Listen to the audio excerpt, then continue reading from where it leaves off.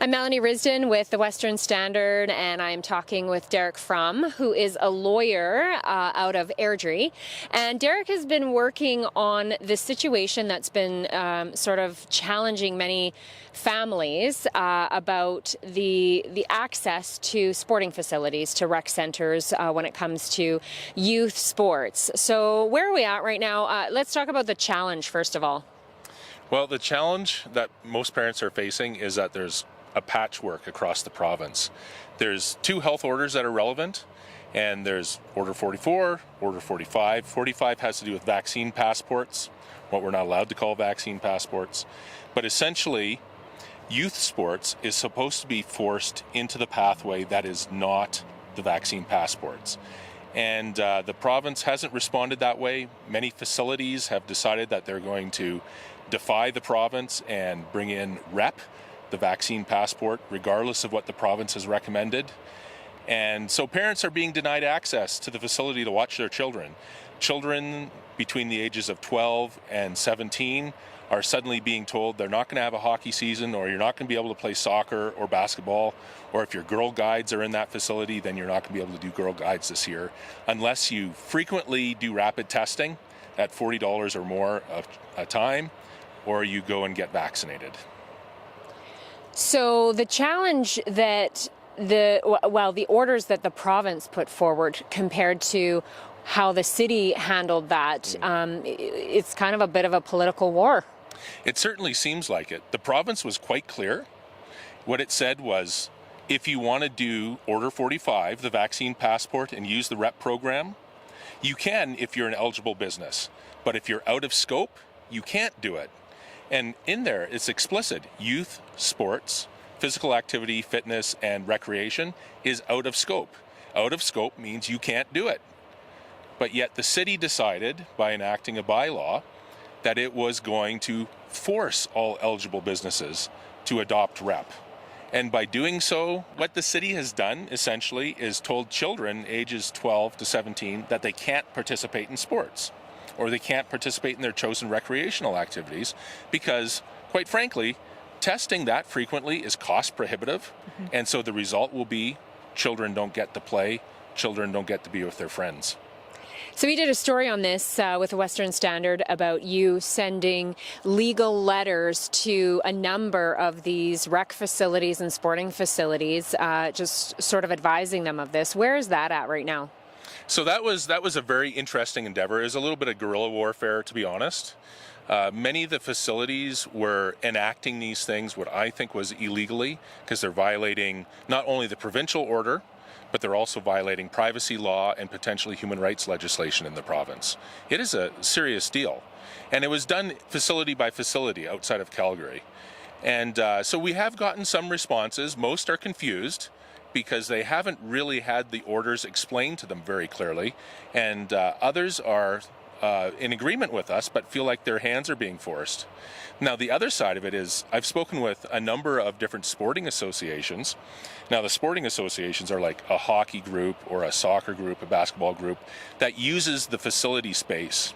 And so that when the facility has decided that REP, or the vaccine passport, applies across that facility, all of a sudden that association is stuck with those rules.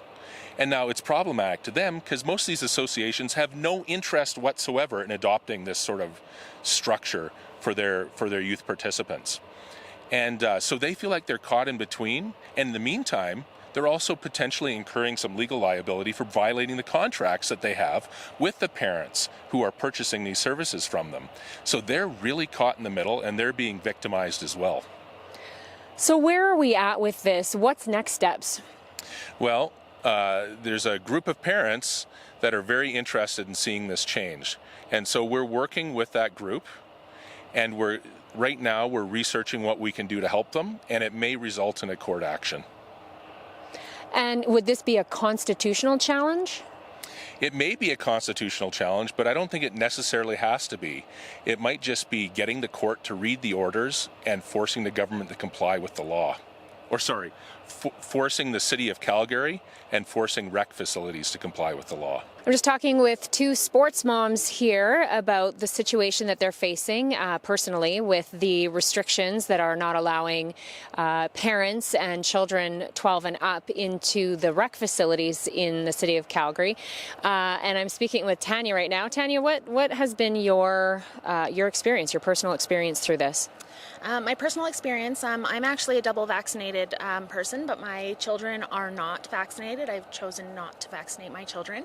My 12-year-old son is a hockey player. He's made a AA team this year. His experience is that he has to get rapid tested before entering any facility in Calgary right now. So that averages about $40 twice a week for us to get him tested.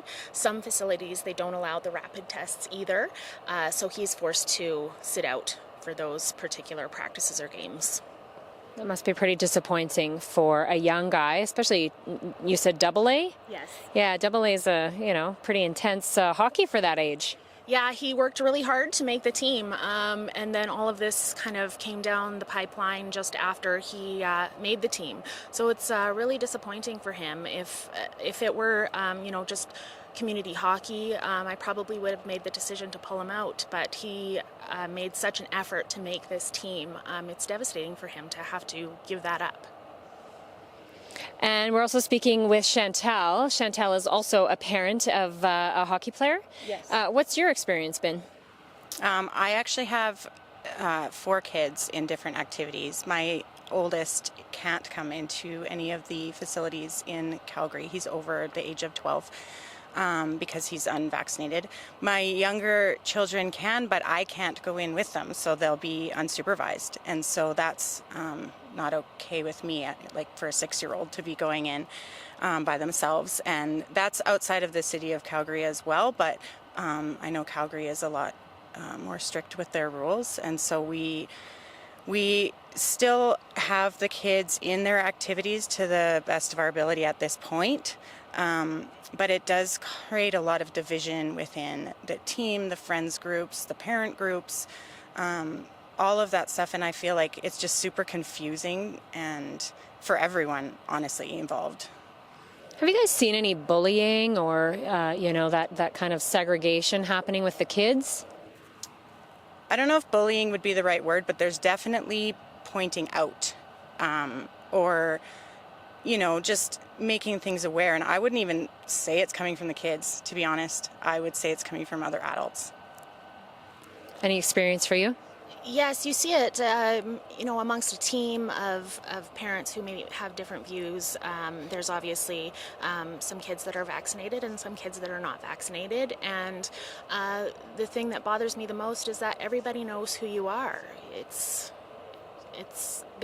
They make it known, and there's no way to get around that. So the best solution, in your opinions, would be if the facilities were allowed to go to, not participate in the REP program and allow for the less volume or less capacity, and do it in such a way that you don't have to do a proof of vaccination. Yeah, that would be ideal for us, for our kids to continue playing and for our parents to be involved in our children's sports still. I think a lot of arenas are specific, hockey arenas, and it wouldn't be unreasonable to have a third capacity in an arena, especially for a practice or even a game. I think that the numbers that would be allowed in would be suitable for us to continue that, as well as the facilities to continue allowing the sports to continue with all the children. Anything else you want to share? Yeah, I would say my facility did choose to go that route outside of the city, and it hasn't made any difference with regards to, they haven't had to turn anyone away, right? I know it would be a little bit different in the city, but at the same time, last year we were allowed one parent in. I think if we went back to that would make a huge difference. And we've been lucky so far that we went that route with our facilities. So, and for the most part, everyone's happy to do that. So I don't understand why the city of Calgary isn't. And what facility, what township are you in? Indus.